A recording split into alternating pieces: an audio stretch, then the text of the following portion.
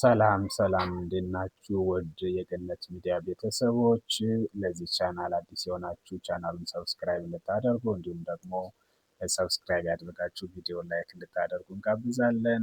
ቀጣይ የምናየው በዛሬው ዕለት የሚካሄዱ የእንግሊዝ ፕሪሚየር ሊግ መርሃ ግብሮችን ይሆናል። በእንግሊዝ ፕሪሚየር ሊግ መርሃ ግብር በሱፐር ሳተርዳይ 4 መርሃ ግብሮች ይጠበቃሉ። በዛሬው ዕለት እንግዲህ በዛሬው ዕለት በዕለተ ቅዳሜ መስከረም 24 የሚካሄዱ መርሃ ግብሮችን ስንመለከት የመጀመሪያው ሊድስ ዩናይትድ ከቶተንሃም ቀን 8 ሰዓት ተኩል ላይ የሚያደርጉት መርሃ ግብር ተጠባቂ ነው። በመቀጠል አመሻሽ 11 ሰዓት ላይ አርሰናል በኤሚሬትስ ዌስትሃም ዩናይትድን የሚያስተናግድ ይሆናል። ይህ ጨዋታ በትልቁ ተጠባቂ ነው። በዋነኝነት ከሚጠበቅባቸው ምክንያቶች መካከል አንደኛውና ዋነኛው የለንደን ደርቢ እንደመሆኑ ከፍተኛ ፉክክር ይደረግበታል ተብሎ ይጠበቃል።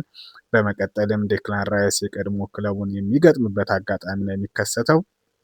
ስለዚህም ሌላ ትኩረትን የሚስብ ጉዳይ ሲሆን፣ በሶስተኛ ደረጃ ደግሞ ዘንድሮ አርሰናል ዋንጫ ይበላል ብለው በጉጉት የሚጠብቁ ደጋፊዎች የዋንጫ ጉዞውን የሚያስቀጥልበት ቀጣይ እርምጃ መራመዱን የሚያሳይበት እና በጉጉት የሚጠብቁት መርሃ ግብር ነው የሚሆነው።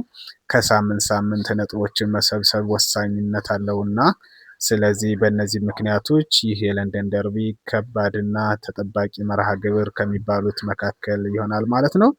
በተመሳሳይ ሰዓት ማንቸስተር ዩናይትድ ሰንደርላንድን በኦልድ ትራፎርድ የሚያስተናግድ ይሆናል አመሻሽ 11 ሰዓት ላይ። ከነዚህ መርሃ ግብሮች በመቀጠል ምሽት 1 ሰዓት ተኩል ላይ የሳምንቱ ታላቁ ጨዋታ ቼልሲ ከሊቨርፑል በስታንፎርድ ብሪጅ የሚያደርጉት ጨዋታ ተጠባቂ ነው። ይህ ጨዋታ ስታንፎርድ ብሪጅ ላይ የሚደረግ ሲሆን በዚህ ጨዋታ ላይ እንግዲህ ተጠባቂ ጨዋታ የሚያደርገው አንድም ቼልሲ ታዳጊ ቡድን እንደመያዙ ከሳምንት ሳምንት ምን አይነት ለውጦችን ያሳያል የሚለው የሚጠበቅ ነው። እንዲሁም ደግሞ የዋንጫ ተገማቹ ሊቨርፑል ሶስት ነጥቡን ወስዶ የዋንጫ ጉዞውን ያሳምራል ወይንስ ቼልሲ ፈተና ይሆንበታል የሚለው በጉጉት የሚጠበቅ ነው። በዚህ መርሃ ግብር ላይ ከሊቨርፑል በኩል እንግዲህ አሊሰን ቤከር በጉዳት ምክንያት ይህ መርሃ ግብር የሚያመልጠው ይሆናል።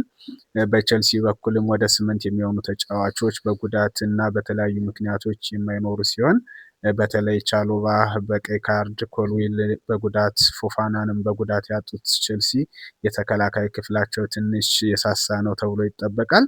እንዲሁም ደግሞ ከፊት በኩል ኮል ፓልመርንም ሳይዙ የሚገቡ ይሆናል።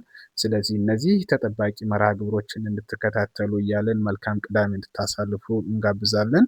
ቪዲዮ ከተመቻችሁ ላይክ እንድታደርጉ እንጠይቃለን። ቻው።